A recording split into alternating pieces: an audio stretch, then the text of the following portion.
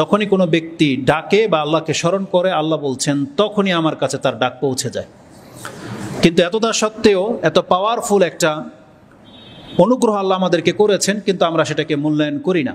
তো এই মর্মে আমরা যে বক্তব্যটা রেখেছিলাম তাতে আমরা উল্লেখ করেছি যে প্রত্যেকটা বান্দার সাথে আল্লাহর সম্পর্ক রয়েছে, কিন্তু দেখা যায় অনেকে দোয়া করেন কিন্তু নিরাশ হয়ে যান, হতাশায় ভোগেন এবং আমাদের কাছে জানতে চান যে আমি এই বিষয়গুলো নিয়ে আল্লাহকে অনেকবার ডেকেছি, দোয়া করেছি, কিন্তু দোয়া তো হুজুর কবুল হচ্ছে না। এই প্রশ্নের প্রেক্ষিতেই এই বক্তব্যগুলো সাজানো। তো যেই কারণগুলো বাধা হয়ে দাঁড়ায় তার একটা কারণ হলো রাসূলুল্লাহ সাল্লাল্লাহু আলাইহি ওয়াসাল্লামের হাদিস থেকে যেটা জানা যায় যে বান্দার দোয়া কবুল তো হয় যদি বান্দা তাড়াহুড়া না করে। তার মানে আল্লাহ সুবহানাহু ওয়া তাআলা বহু মানুষকে বহুভাবে পরীক্ষা করে। আপনি দেখতে পাবেন আপনার কিছু কিছু চাহিদা, কিছু কিছু বিষয় আছে চাওয়া মাত্রই আপনি পেয়ে যাচ্ছেন আল্লাহর কাছে, আর কিছু এমন বিষয় আছে আপনার প্রয়োজন, আপনার চাইতে হয় না, আল্লাহ নিজে থেকে আপনাকে দিচ্ছে। আর কিছু আছে যেই জিনিসটাকে আল্লাহ নিজের এখতিয়ারে রেখেছেন ওই বিষয়গুলো থেকে আপনাকে পরীক্ষা করা হয়। কিছু সেন্সিটিভ বিষয় আপনি দোয়া করতেছেন কিন্তু কবুল হচ্ছে না, মনে হচ্ছে আপনার কাছে বিলম্ব হচ্ছে, এটা হচ্ছে আল্লাহর এখতিয়ার। তার মানে দোয়াকে তিনটা ভাগ করেন আপনার প্রয়োজনকে। কিছু প্রয়োজন আপনি আল্লাহর কাছে চাচ্ছেন না, কিন্তু তারপর আল্লাহ আপনাকে দিচ্ছে, কেননা আপনার কাছে আপনার জন্য ওটা এতটা বেশি প্রয়োজন, আপনি হয়তো বুঝেন না, কিন্তু আপনার পালনকর্তা ঠিকই বুঝে যে ওই জিনিসটা না হলে আপনি ধ্বংস হয়ে যাবেন, এই জন্য আল্লাহ নিজে থেকে সেটা দেয়। আর কিছু আছে যেটা আপনি চাইলেই পেয়ে যাচ্ছেন, আর কিছু আছে এমন বিষয় আল্লাহ আপনাকে পরীক্ষা করে থাকে যে দেখে আমার বান্দা আমার সাথে কি আচরণ করে, এই বান্দা সত্যি আমার বান্দা কিনা, নাকি ওই সমস্ত ব্যক্তিদের মতো। রাসূল সাল্লাল্লাহু আলাইহি ওয়াসাল্লাম বলছেন তাইসা আব্দুদ দিরহাম দিনার ও দিরহাম, ধ্বংস হোক দিনার আর দিরহামের বান্দারা, যাদেরকে দিলে খুশি হয়, না দিলে বেজার হয়ে যায়। তা আল্লাহ দোয়ার ক্ষেত্রেও ঠিক এমনই কিছু পরীক্ষা আমাদেরকে করে যে দেখি এই বান্দা ওকে দিলেই শুধু আমাকে ডাকবে নাকি না দিলেও আমাকে ডাকে, এই জন্য পরীক্ষা করে, যার ফলে আল্লাহ কিছু দোয়াকে আল্লাহ নিজের মতো করে ফয়সালা করে থাকেন। ওটা ততক্ষণ পর্যন্ত যতক্ষণ পর্যন্ত আল্লাহ আপনাকে পরীক্ষা না করে নেবে। আর সেই পরীক্ষাটা কি? রাসূল সাল্লাল্লাহু আলাইহি ওয়াসাল্লাম বলছেন প্রত্যেকটা বান্দার দোয়া আল্লাহ কবুল করে থাকেন যতক্ষণ পর্যন্ত সে তাড়াহুড়া না করে। মানে কোনো ব্যক্তি তাড়াহুড়া যদি না করে, জেনে নেন আল্লাহ সবার দোয়াই কবুল করে বা সবার দোয়াই আল্লাহর কাছে পৌঁছে, শুধু আল্লাহ সুবহানাহু ওয়া তাআলা তার ধৈর্যের পরীক্ষা নিতে চায়, এই জন্য কিছু কাল সময় অব্যাহতি দেন। ওই কথাটাকে ইমাম বুখারী এবং মুসলিম আবু হুরায়রা রাদিয়াল্লাহু তাআলা আনহু থেকে একটা হাদিস কোট করেছেন, যেই হাদিসটি আপনি ইমাম বুখারী রাহিমাহুল্লাহর 80 নম্বর অধ্যায় কিতাবুদ দোয়া এবং মুসলিমে 49 নম্বর অধ্যায়, এটাও কিতাবুদ দোয়ার মধ্যে পেয়ে যাবেন। বুখারীতে হাদিস হচ্ছে 6340 এবং মুসলিমে হাদিস হচ্ছে 6828 এবং 29, 6828 এবং 6829, এটা মুসলিমে রয়েছে।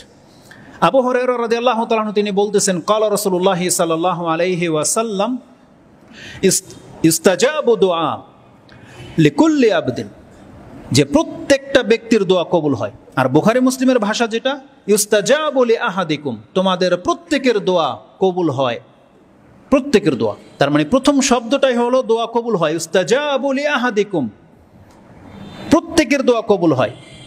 মালাম ইউজাল, যতক্ষণ পর্যন্ত সে তাড়াহুড়া না করে। রাসূলুল্লাহ সাল্লাল্লাহু আলাইহি ওয়াসাল্লামকে জিজ্ঞাসা করা হয়েছে এ তাআজাল কি?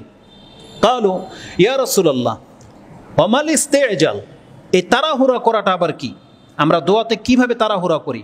তখন রাসূলুল্লাহ সাল্লাল্লাহু আলাইহি ওয়াসাল্লাম বলেছেন ইয়াকুল, বান্দার এই কথা বলা হচ্ছে তাড়াহুড়া করা, কাদ দাআউতু ফালাম আরা ইয়াস্তাজিবু লি, আমি তো আল্লাহকে ডাকছি, কতই ডাকলাম, কিন্তু কই আল্লাহ তো আমার ডাকে সাড়া দিল না।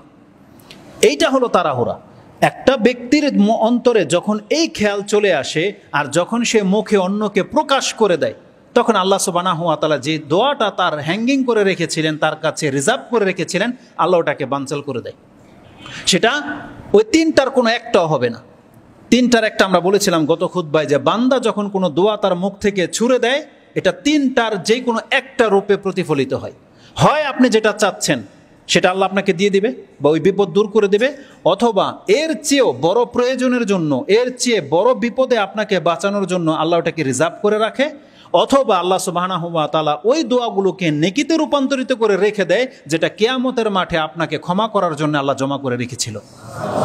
এই তিনটার যে কোনো একটা রূপ দোয়ার সাথে ঘটে। কিন্তু যখনই কোনো বান্দা এই কথা বলে দিয়েছে, কাদ্দাউতু, আমি তো এই যে আল্লাহকে ডেকেছি, কতবার ডেকেছি, ফালাম আরা, আমি তো দেখতে পেলাম না, ইস্তাজা বলি যে আমার দোয়াকে আল্লাহ গ্রহণ করেছে, আমি তো দেখতে পাচ্ছি না, এটা যখন বলে তখন এই তিনটার কোনো একটাও হওয়ার সম্ভাবনা থাকে না, আল্লাহ এটাকে রিজেক্ট করে দেয়। তো ইমাম বুখারী এবং মুসলিম বলেছেন এটা। তখন এটার প্রতিফলটা দেখেন, এক তো দুনিয়াতে এর প্রভাব পড়ে, পরকালও প্রভাব পড়বে। দুনিয়াতে প্রভাব কি পড়ে আপনার উপরে, আপনি আল্লাহকে ডাকার মধ্যেই ছিলেন, দোয়া করতেই ছিলেন, কিন্তু যখন ফিল হলো যে আমার দোয়া তো কবুল হচ্ছে না, একটা পর্যায়ে আপনি নিরাশ হয়ে যান এবং দোয়া করা বন্ধ করে দেন। রাসূল সাল্লাল্লাহু আলাইহি ওয়াসাল্লাম বলছেন এটাই হলো দোয়ার সম্পর্কে তাড়াহুড়া করার সবচেয়ে বড় কুফল। সেটা কি? রাসূলুল্লাহ সাল্লাল্লাহু আলাইহি ওয়াসাল্লাম বলেছেন, ফায়াস্তাহসিরু ইনদা যালিকা, তখন ওই সময় সে হতাশায় ভোগে, নিরাশ হয়ে যায় যে আল্লাহকে চাইলে মনে আমার আর বাচ্চা হবে না। তখনই সুযোগ নেয় শয়তান। যখনই একটা ব্যক্তি আল্লাহকে ডেকে ডেকে মনে হচ্ছে যে পেরেশান হয়ে গেছে, এখন তার বাচ্চা দরকার, তখন তার মাথায় কিন্তু অন্য কিছু খেলে, যে না কোনো তদবির খুঁজি, যে কোনো তদবির হলে হয়তো বাচ্চা হতে পারে। তখন তার নানি, ফুফু, খালারা এসে তাকে বলে যে অমুকের বাচ্চা হইতো না, অমুক মাজারে গিয়ে মানত করেছিল, আলহামদুলিল্লাহ পরের বছরে তার বাচ্চা হয়েছে। এই ওয়াসওয়াসার রোগে তারা লিপ্ত হয়ে যায়। বা কোনো পীরের মুরিদ তখন তাকে এই সংবাদ দেয় যে আমার পীরের কাছে আসো, তিনি চাইলে তোমার বাচ্চা হবে, তিনি কিছু তদবির করে দেবে। এবং এর জন্য মানুষ কত কি মান্যত করে, শিরক পর্যন্ত করে ফেলে। অথচ আল্লাহ সুবহানাহু ওয়া তাআলা কিন্তু তাকে পরীক্ষার মধ্যে রেখেছিল। সুবহানাল্লাহ, আল্লাহ সুবহানাহু ওয়া তাআলা ইব্রাহিম আলাইহিস সালাম, জাকারিয়া আলাইহিস সালাম, তাদেরকে দীর্ঘকাল সন্তানবিহীন রেখে আমাদের জন্য একটা এক্সাম্পল রেখেছিল যে একজন ব্যক্তির কতটা বিলম্ব হতে পারে। কিন্তু ইব্রাহিম আলাইহিস সালাম, আম্বিয়াগণ, জাকারিয়া আলাইহিস সালাম, তারা কি আল্লাহকে বাদ দিয়ে অন্য কাউকে ডেকেছিল? ডাকেনি। বৃদ্ধ হয়ে গেছে, আল্লাহর কাছে শুধু চেয়েছে, অন্য কারো কাছে চায়নি। এটা ছিল আমাদের জন্য আদর্শ। যদি আল্লাহ সুবহানাহু ওয়া তাআলা শেষ বয়সে তাদেরকে নিরাশ না করে, আপনি বিয়ে করেছেন 5 বছর 10 বছর হয়েছে, আর আপনি এখনই তাড়াহুড়া করা শুরু করে দিয়েছেন। তো মূলত ও আসলে আল্লাহকে বান্দা হিসেবে চায় না, ও আল্লাহ সুবহানাহু ওয়া তাআলাকে ডাকে নিজের প্রয়োজনার্থে। দেখবেন আমাদের মাঝে কিছু ব্যক্তিরা আছে, বন্ধুদের মধ্যে যে ওকে বেশি উপকার করতে পারে ও শুধু তাকেই স্মরণ রাখে, আর যারা উপকার করে না বা করতে পারে না তাদেরকে এক সময় ও ছেড়ে দেয়। ঠিক আমরা আল্লাহ সুবহানাহু ওয়া তাআলার সাথে ওই একটাই আচরণ করেছি। যখন কিছু কাল আমরা ডেকে আল্লাহর কাছে কিছু পাচ্ছি তখন ডাকছি, যখন আল্লাহ দিচ্ছে না বা আমরা কিছু পাচ্ছি না তখন আল্লাহকে ডাকা ছেড়ে দিয়েছি, তখন অন্য কোনো মাধ্যম খুঁজছি। এটা হলো অপারগতা। আর তখন সে কি করে? রাসূল সাল্লাল্লাহু বলেছেন ওয়ায়াদাউ আদ-দাওয়া আর-দোয়াই, তখন সে দোয়া করাই ছেড়ে দেয়। আর যখনই কোনো বান্দা দোয়া করা ছেড়ে দেয়, আল্লাহ তার কাছ থেকে মুখ ফিরিয়ে নেবে। তো ইমাম বুখারী এবং মুসলিম হাদিসটাকে কোট করেছেন যে দোয়া করার ক্ষেত্রে কোনো বান্দাকে তাড়াহুড়া করা উচিত নয়। যে কথাটা আমরা বলেছি, যদি কোনো ব্যক্তি তাড়াহুড়া না করে, তার কাজ হচ্ছে দোয়া করেই যাওয়া, আল্লাহকে ডাকা, আল্লাহর কাছে চাওয়া, তাহলে এই ব্যক্তির প্রত্যেকটা চাওয়া তার তিনটার যে কোনো একটা ফায়দা এনে দেবে। এটা আমরা গত পর্বে আলোচনা করেছিলাম। দোয়া করার দ্বিতীয় যে আদবটা আমরা বলেছি, দোয়া করার ক্ষেত্রে আমাদের মন থাকে গাফেল, উদাসীন। বরং আমরা আল্লাহ সুবহানাহু ওয়া তাআলার কাছে ওইভাবে চাই যেমন আপনার কাছে কিছু অভাবী ব্যক্তিরা আছে। এমন ব্যক্তি আপনার কাছে দেখবেন অহংকার মূলত চায়, বা একটা স্টাইল নিয়ে চায়, দিলে দিবে না দিলে নাই। এমন অনেকে আছে যে চেয়েই দেখি, দিলে দিবে না দিলে নাই। অনেক সময় আপনার ঘরে কুরবানির গোশত চাইতে আসে অনেকে, বা যাকাতের টাকা চাইতে আসে। তখন তারা আপনার আচরণে যখন রাগ হয়ে যায়, তখন দেখবেন এইভাবে আচরণটা করে, আপনি দিলে দিবেন না দিলে না দিবেন, এত কথা কোনকে বলে কিনা? এই ধরনের লোক তারা কারা?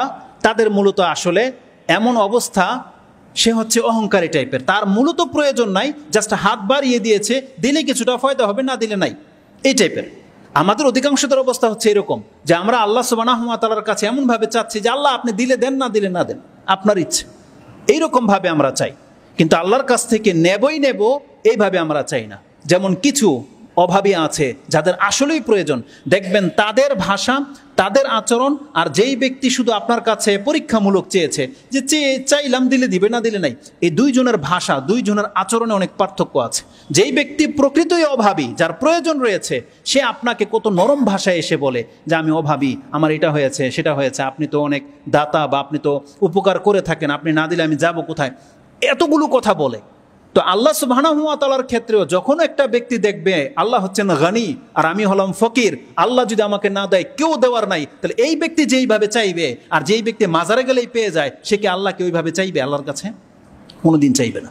যেই ব্যক্তি জানে একমাত্র আল্লাহর কাছে আমার পাওয়ার রাস্তা আছে, অন্য কোনো রাস্তা নাই, তিনি যদি বন্ধ করে রাখেন কেউ দিতে পারে না, তাহলে সেই ব্যক্তি সেজদায় পড়ে থাকবে ঘন্টার পর ঘন্টা।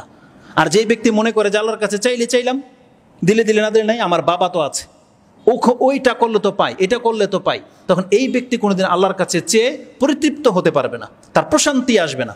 রাসূলুল্লাহ সাল্লাল্লাহু আলাইহি সাল্লাম বলেছেন যে না, দোয়া এইভাবে করা যাবে না, দোয়া করতে হবে ইয়াকিনের সাথে যে আমি আল্লাহর কাছ থেকে নেবই নেব। এই জুমলাগুলো কেমন? রাসূলুল্লাহ সাল্লাল্লাহু আলাইহি ওয়াসাল্লাম থেকে আরেকটা হাদিস ইমাম বুখারী এবং মুসলিম তারা উভয়ে তাদের দোয়ার কিতাবে এনেছেন, যে হাদিসটি আপনি বুখারীর আগের হাদিসটিতে পাবেন 6339, ওটা ছিল 40, এটা হচ্ছে 6339, এবং এই হাদিসটি ইমাম মুসলিম তার কিতাবুজ জিকিরের মধ্যে দোয়ার মধ্যে এনেছেন 6706 নম্বর হাদিস। এটাও আবু হুরায়রা রাদিয়াল্লাহু তাআলা কোট করে বর্ণনা করেছেন, বুখারী মুসলিমের হাদিস। রাসূল সাল্লাল্লাহু আলাইহি ওয়াসাল্লাম বলেছেন, লা ইয়াকুলান্না আহাদাকুম, তোমাদের কোনো ব্যক্তি যেন দোয়ার ক্ষেত্রে এই কথা না বলে আল্লাহুম্মা গফিরলি ইন শিত, আল্লাহ তোমার ইচ্ছা হলে আমাকে ক্ষমা করো। সেজন্য এই কথা না বলে আল্লাহুম্মা রহামনি ইন শিত, আল্লাহ তোমার ইচ্ছা হলে তুমি আমার উপর রহম করো, এমনটা শব্দ যেন ব্যবহার না করে। কারণ আল্লাহর ইচ্ছা যদি আপনাকে ক্ষমা না করা হয়, আল্লাহ যদি বলে ঠিক আছে আমি ক্ষমা করলাম না, তাহলে পৃথিবীর এমন কোনো ব্যক্তি আছে আপনাকে ক্ষমা এনে দেবে? আল্লাহ যদি কোনো ব্যক্তিকে রহম করা থেকে মুখ ফিরিয়ে নেয়, পৃথিবীর সমস্ত মানুষ মিলেও, সমস্ত নবীরা মিলেও যদি সাজদায় পড়ে যায়, আল্লাহর কাছ থেকে কেউ রহম এনে দিতে পারবে? কোনোদিন পারবে না। এই জন্য রাসূল সাল্লাল্লাহু আলাইহি ওয়াসাল্লাম বলছেন আল্লাহর কাছে চাওয়ার ক্ষেত্রে যেন এমন মেন্টালিটি বা এমন মনোভাব কেউ না রাখে যে আমি চাইলাম আল্লাহ দিলে দিবে, না দিলে নাই, এমনটা যেন না বলে।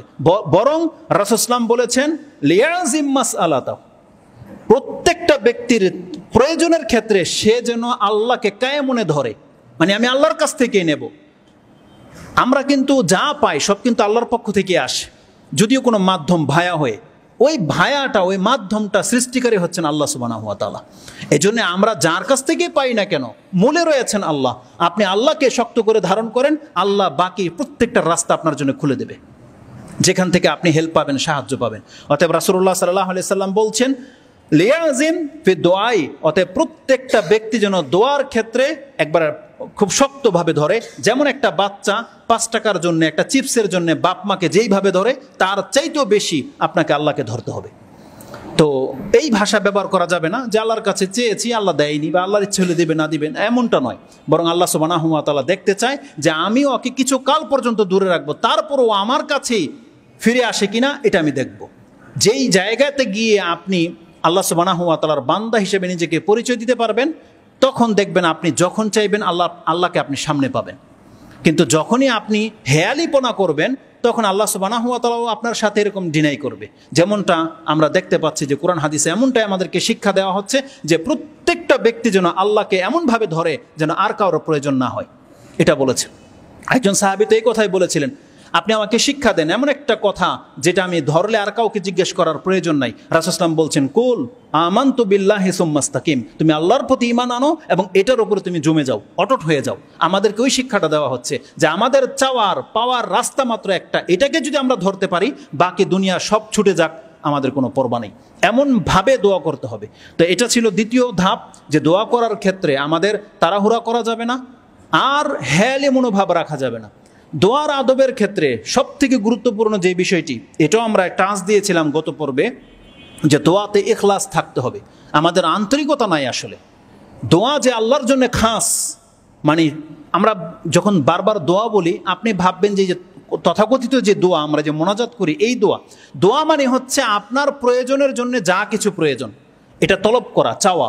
মানে আপনার যা কিছু প্রয়োজন এটা এখন পুরা করতে হবে। কার কাছে পুরা করবেন? একমাত্র আল্লাহর কাছে। এটা হলো দোয়া।